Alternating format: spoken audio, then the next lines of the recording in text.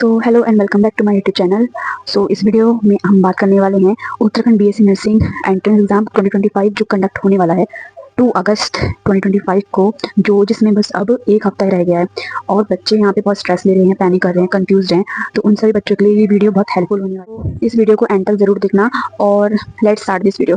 तो सबसे पहले हम बात करते हैं कि हमारे सब्जेक्ट इसमें कितने हैं। जितना जैसे कि बच्चे जो प्रिपेयर कर रहे हैं उनको तो पता ही होता है, तो तभी भी एक बार हम इसमें एक बार सब्जेक्ट्स देख लेते हैं। ठीक है, हमारा एंट्रेंस एग्जाम जो है बीएससी नर्सिंग का, इसमें आपका है आपका पीसीबी मतलब फिजिक्स केमिस्ट्री और बायोलॉजी होती है, प्लस इसमें आपका नर्सिंग एप्टीट्यूड और इंग्लिश होता है। तो इसमें हम देखेंगे कि जो आपका पीसीबी वाला पोर्शन है, मतलब आपका फिजिक्स केमिस्ट्री और बायोलॉजी वाला पोर्शन है, इसमें आप मेन फोकस कैसे दे सकते हैं। और वहीं पे बात रही आपकी नर्सिंग एप्टीट्यूड और इंग्लिश वाला पोर्शन, उसमें आप कैसे अपना फोकस कर सकते हैं। ठीक है, तो बच्चे हैं आपके, अब यहाँ पे एक हफ्ता रह गया है, आपका मिनिमम आपका एक हफ्ता रह गया है। तो आप इन 1 वीक में आप कैसे अपने प्रिपरेशन कर सकते हैं, स्ट्रेटेजी कैसे बना सकते हैं, गोल कैसे अपना अचीव कर सकते हैं 2 अगस्त के लिए। ठीक है, तो इसमें हम बात करते हैं। सुनो, सबसे पहले हम बात करते हैं फिजिक्स केमिस्ट्री और बायोलॉजी की। ठीक है, तो फिजिक्स केमिस्ट्री बायोलॉजी को आप कैसे डिवाइड करते हैं वो आपका मेन मैटर करता है। तो सबसे पहले हम बात करते हैं फिजिक्स की। तो फिजिक्स वैसे तो अगर मेरा सजेशन आपको यही रहेगा कि आप फिजिक्स को अर्ली मॉर्निंग में प्रैक्टिस करो। अब हम बात करते हैं कि अर्ली मॉर्निंग में हम क्यों प्रैक्टिस करें। तो अर्ली मॉर्निंग में देखो, सबसे पहले जो होता है ना, अर्ली मॉर्निंग में शांति होती है और आपका जो माइंड होगा ना वो डिस्ट्रैक्ट नहीं होगा और बिल्कुल शांति में आप अच्छे से पढ़ाई कर सकते हो और अपने जो क्वेश्चन हैं पीवाईक्यूज हैं वो आप सॉल्व कर सकते हो।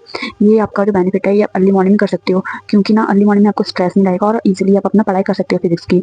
और फिजिक्स ऐसा सब्जेक्ट है ना जिसमें आप ज़्यादा आपको फोकस की ज़रूरत होती है और स्ट्रेस फिर जैसे ना दिन शुरू होता है, 1-2 बज जाते हैं, 12 बज जाते हैं ना, वैसे ना आपको स्ट्रेस आपका बढ़ने लगेगा कि अब मेरे को तो ये क्वेश्चन नहीं आ रहा, मैं कैसे करूँ। तो मॉर्निंग टाइम पे, थोड़ा टाइम पे ना आपको उतना बर्डन नहीं लगता है, आप इजीली अपना क्वेश्चन सॉल्व कर सकते हो। तो मैं यही आपको सजेशन दूंगी कि आप अर्ली मॉर्निंग में अपना फिजिक्स का वाला पोर्शन है, आप उसको अपना सॉल्व करो और उसको प्रैक्टिस करो। और फिजिक्स में अगर हम बात करें पीवाईक्यूज की, तो आप जितने ज़्यादा, अब एक हफ्ता रह गया है, तो आप जितना ज़्यादा अपना पीवाईक्यूज हैं उसको सॉल्व करना बेटर समझो, ना कि अपना और जो चैप्टर जो आपके नहीं हुए हैं उसको तो बिल्कुल भी मत उठाना।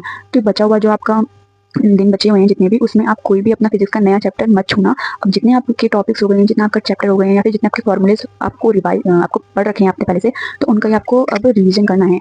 और अपना कोई भी आपको नया चैप्टर, नया टॉपिक, नया सब्जेक्ट, मतलब कुछ भी आपको कुछ नया नहीं पढ़ना है। अगर आप नया चीज़ पढ़ोगे ना तो आपको तो बिल्कुल पहले तो आएगा नहीं वो चीज़, और उसमें आपका टाइम बहुत जाने वाला है। तो मैं ये सजेशन दूंगी कि आपको फिजिक्स को आपको अर्ली मॉर्निंग में पढ़ना चाहिए। ठीक है, फिर अगर हम बात करेंगे कि हम फिजिक्स के बाद हम केमिस्ट्री की बात करते हैं, तो केमिस्ट्री को आप अपना सेकंड प्रायोरिटी में आप रख सकते हो। ठीक है, और केमिस्ट्री में हम ये बोलेंगे जितने आपका नेमिंग रिएक्शन है उसको ज़्यादा से ज़्यादा प्रैक्टिस करो, उसका रिएजेंट भी याद रखना। ठीक है, अगर आप अपना क्या कहते हैं, पूरा का पूरा जो आपका केमिकल रिएक्शंस होती हैं उनको अच्छे से प्रैक्टिस करो, लिख लिख के प्रैक्टिस करो। जितनी ज़्यादा प्रैक्टिस करोगे उतना आपके लिए बेनिफिट होगा, उतना आपको अच्छे से आपको याद रहेंगे। ठीक है, जो आपकी केमिकल इक्वेशंस होती हैं उसमें आप जो रिएजेंट यूज हुआ है उसको भी याद रखना, और जो ये रिएक्शंस का नेम क्या है उसको भी याद रखना, क्योंकि जो नेमिंग रिएक्शंस होती हैं वो मोस्ट प्रोबेबली पूछी जाती हैं, वो आपका मोस्ट इंपॉर्टेंट है।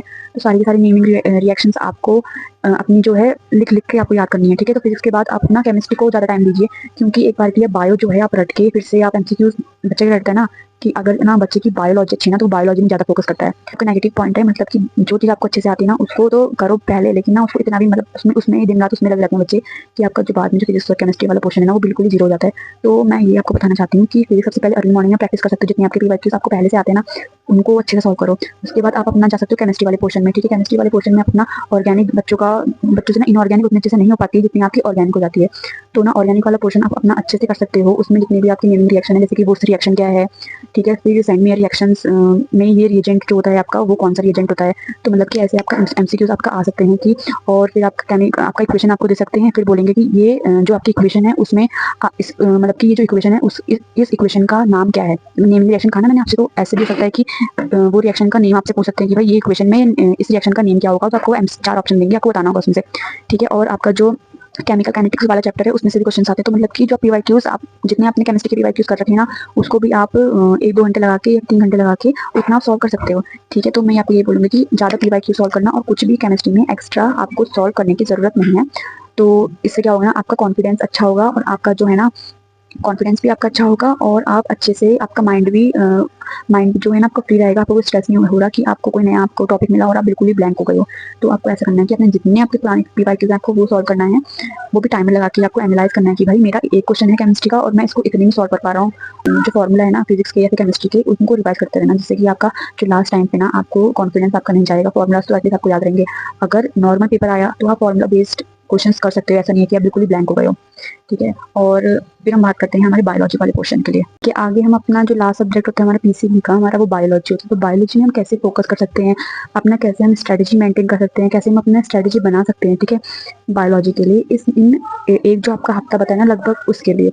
तो अगर हम बायोलॉजी की बात करें तो बायोलॉजी जो होता है मेनली तो बच्चों का जो होता है मोस्ट इंटरेस्टिंग सब्जेक्ट होता है, मोस्ट आपका इजी सब्जेक्ट कह सकते हैं आप हमारा बायोलॉजी हो सकता है, और होता भी है। हो सकता है क्या होता है, होता भी है आपका बायोलॉजी सबसे इजी सब्जेक्ट होता है बच्चों का।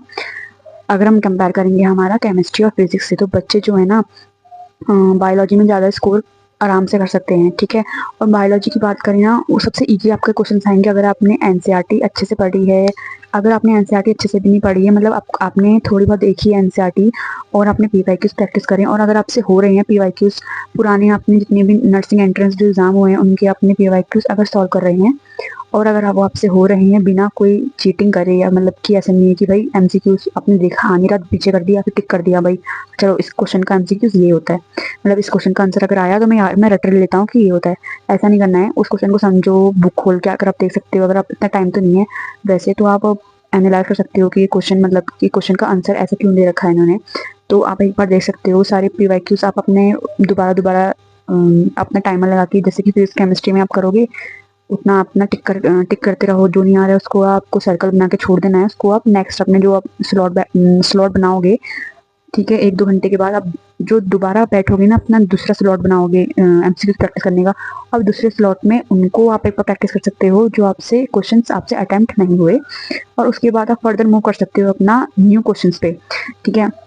तो मैं यही कहूँगी, और जो बायोलॉजी के जितने इंपॉर्टेंट टॉपिक्स या इंपॉर्टेंट चैप्टर्स मैंने आपको बताए थे जो मेरे यूट्यूब शॉर्ट्स में हैं, तो आप उनको देख सकते हैं। जैसे कि हमारा ह्यूमन फिजियोलॉजी आपका जो टॉपिक है, चैप्टर है, आप ह्यूमन जो फिजियो है उनको आप अच्छे से पढ़ के चले जाओ, ठीक है। फिर आपका जो है आपका रिप्रोडक्शन वाला चैप्टर है वो, फिर माइक्रोब्स एंड वेलफेयर वाला चैप्टर है उसको भी अच्छे से पढ़ो। साथ में मैं मतलब समराइज करूँ कि भाई आपको कैसे स्ट्रेटेजी और मेंटेन करनी है, तो आपको जो है आपको अपना टाइम आपको बांटना है कि भाई 1-2 घंटे जितने 3 घंटे जितने भी आपको लेने हैं, उन घंटों में आपने कितने नंबर ऑफ क्वेश्चन आपने अपने पुरानी जितनी आपने पीवाईक्यू आपने अपने कितने नंबर क्वेश्चन आपने सॉल्व करें, एक तो वो हो गया, ठीक है। कितने आपकी गलत है उनके लिए आप अलग स्लॉट बनाओ, एक स्लॉट में आपने जितने भी आपके जो आपकी पुरानी जो एमसीक्यूज आपने वो सॉल्व करें, उसके बाद जो क्वेश्चन आपसे नहीं हुए, जो आपसे नहीं हुए, जिनको आपने ब्लैक पेन से आपने सर्कल कर रखा है, उनको आप नेक्स्ट स्लॉट में बैठ के प्रैक्टिस करो, उनको समझो, उनको एनालाइज करो, उनको सॉल्व करो, जिससे कि आपके जो पुराने क्वेश्चन हैं आपके सारे कवर हो जाएंगे। और जो है ना अर्ली मॉर्निंग में आपको फिजिक्स में अपनी जो रिवाइज करते रहना है, जितने फॉर्मुलाज होंगे उनको रिवाइज करो, ठीक है। तो आप अपना एनालाइज कर सकते हैं भाई कितने क्वेश्चंस मैं कितने टाइम पे मैं कर रहा हूँ, और आपको अपनी क्वेश्चन सॉल्विंग जो स्पीड है ना आपको स्पीड मेंटेन करके रखनी है, ठीक हो गया। और वरना आप क्या कर सकते हो, आप अपना फिजिक्स केमिस्ट्री बायोलॉजी का एक कोई भी रैंडम सैम्पल पेपर ले सकते हो और उसको सॉल्व कर सकते हो 3 घंटे का टाइम लगा के, कि भाई इतने घंटे में मेरे को फिजिक्स वाला पोर्शन सॉल्व करना है, और इतने 1 घंटे में मेरे को फिजिक्स करना है, फिर मेरे को बायोलॉजी करनी है या केमिस्ट्री करनी है। तो वैसे आप टाइम डिवाइड करके अपना 3 घंटे के अंदर पेपर सॉल्व कर सकते हो, जिससे आपको कॉन्फिडेंस आएगा। या फिर आप पुराने ही अपने पीवाईक्यूज ले सकते हो और उनको आप सॉल्व कर सकते हो। 3 घंटे का टाइमर लगाना और अपनी सिटिंग बैठाना, और 3 घंटे का टाइमर लगाना, जिसमें आप अपना पूरा एक पीवाईक्यू जो है आप सॉल्व कर सकते हो, पीवाईक्यू का सेट, जिसमें फिजिक्स केमिस्ट्री बायोलॉजी होगी। अगर और उसमें नर्सिंग एप्टीट्यूड और हम इंग्लिश की बात करें, तो नर्सिंग एप्टीट्यूड और इंग्लिश की हम बात करें तो वैसे ना नर्सिंग एप्टीट्यूड जो है ना कॉमन सेंस के क्वेश्चन है। अगर आपको बेसिक नॉलेज है मेडिकल लाइन के बारे में बहुत कम, जैसे कि भाई एम्बुलेंस का नंबर क्या होता है, या फिर बीएससी नर्सिंग की फुल फॉर्म, वैसे तो बहुत बेसिक हो गया, पर इससे थोड़ा सा हाई लेवल का क्वेश्चन आते हैं। वरना आपको कोई चैनल चाहिए तो आप सरकारी हर चैनल है उनके चैनल में जाके भी आप नर्सिंग एप्टीट्यूड के जो क्वेश्चन हैं उनको आप एक बार एनालाइज करो, और भाई समझ लो कि भाई ऐसे टाइप के क्वेश्चन आते हैं। बिल्कुल ऐसा मत करना भी, बिल्कुल आप बिल्कुल आपका दिमाग बिल्कुल जीरो है, नर्सिंग एप्टीट्यूड का आपका एक लाइन भी नहीं आती है, आपको कुछ पता ही नर्सिंग एप्टीट्यूड एटलीस्ट में होता क्या है, ठीक है। तो बेसिक उसमें नर्सिंग जो प्रोफेशन होता है वो किसने स्टार्ट किया था, लेडी विथ लैम्प क्या है, कौन होती है, उनका बर्थ, नर्सिंग जो फ्लोरेंस नाइटिंगेल थी उनका बर्थ कब हुआ था। तो ये सब चीज़ें जो होती हैं आपको आनी चाहिए, कि बेसिक नॉलेज होती है ना रिगार्डिंग नर्सिंग, तो आपको वो पता होना चाहिए। उसी के अकॉर्डिंग आपको ऐसे ही आपका क्वेश्चन आने वाले हैं। अगर भाई आप एटलीस्ट जो आपका नर्सिंग एप्टीट्यूड है वो स्कोरिंग सब्जेक्ट है, उसमें आप अगर अच्छे से लेके आ रही है ना, अगर आपके फिजिक्स में भी कम नंबर आते हैं तो वो मैटर नहीं करता। अगर आपने नर्सिंग एप्टीट्यूड में थोड़ा स्कोर कर दिया ना ज़्यादा, ऐसे आप 29 मार्क्स का एग्जाम होता है, जैसे कि नर्सिंग वाला जो क्वेश्चन होता है वो 20 नंबर का आता है, नर्सिंग एप्टीट्यूड वाला क्वेश्चन, तो उसमें आप एटलीस्ट ना अपना 15 भी 16-17 भी कर दोगे ना, तो वो भी आपका बहुत है। जिसमें आपका जो अगर आपका फिजिक्स में आपका कम है ना, मतलब आपको फिजिक्स आपकी बिल्कुल अच्छी नहीं लगी, तो नर्सिंग एप्टीट्यूड थोड़ा बैलेंस कर सकता है उसको। और वहीं पे इंग्लिश भी सेम एज, मतलब इंग्लिश के लिए भी सेम ही है कि वो इंग्लिश में ना आपका बैलेंस, इंग्लिश और नर्सिंग एप्टीट्यूड, बायोलॉजी और केमिस्ट्री और फिजिक्स अगर आपकी वीक है तो ये सारे चारों के 4 सब्जेक्ट बैलेंस कर सकते हैं आपके स्कोर। तो इंग्लिश को और नर्सिंग एप्टीट्यूड को नेगलेक्ट बिल्कुल मत करना, ये आपका डिसएडवांटेज हो जाएगा ना यहाँ पे, कि आपके मार्क्स यहीं पे लैग करेंगे अगर आप नर्सिंग एप्टीट्यूड और अपना जो इंग्लिश है उसमें बिल्कुल ध्यान नहीं दोगे, और इंग्लिश के लेक्चर भी वो प्रोवाइड करते हैं नर्सिंग एप्टीट्यूड। आप उन और एक सरकारी जॉब इन्फो करके उनका चैनल है, आप वहाँ पे जा सकते हैं और उनके चैनल में आप नर्सिंग के और नर्सिंग एप्टीट्यूड के और इंग्लिश के जो लेक्चर्स होंगे और वहाँ पे जाके आप वहाँ पे प्रैक्टिस करवा सकते हैं। प्रैक्टिस आप वहाँ से कर सकते हैं, जिससे कि आपको थोड़ा बेनिफिट हो सकता है, आपको आइडिया हो सकता है और आपको थोड़ा मतलब पता होगा कि भाई इस ऐसे क्वेश्चन आते हैं। और मैं ये कहूँगी कि भाई सारे क्वेश्चन अटेम्प्ट करके आना, और एक रात पहले जब आपका एग्जाम है, 2 तारीख को आपका एग्जाम है, तो आप 1 तारीख की जो रात होगी, 1 अगस्त की रात होगी, उसमें आपको अपनी प्रॉपर स्लीप लेनी है। मतलब कि जो क्या करना है आपको, जो 1 तारीख होगी ना उसकी रात को आपको अच्छे से सोना है, अपनी पूरी की पूरी जो आपकी नींद है ना 8 घंटे की नींद लेनी है, जिससे कि आपको अगली सुबह बिल्कुल स्ट्रेस फ्री रहेगा और अपना जो आप एग्जाम है वो अच्छे से दे सकते हैं। ठीक है, सो आई होप कि आपको थोड़ी सी हेल्प मिली होगी मेरी स्ट्रेटजी वीडियो जो मैंने बनाई है। और मैं बस इतना कहना चाहूँगी कि ऑल द बेस्ट, और अच्छे से अपनी नींद पूरी लेना और सारे क्वेश्चन अटेम्प्ट करके आना जितने भी आपके क्वेश्चन होते हैं। और सबको 2 अगस्त के लिए ऑल द बेस्ट, और बिल्कुल स्ट्रेस मत लेके जाना।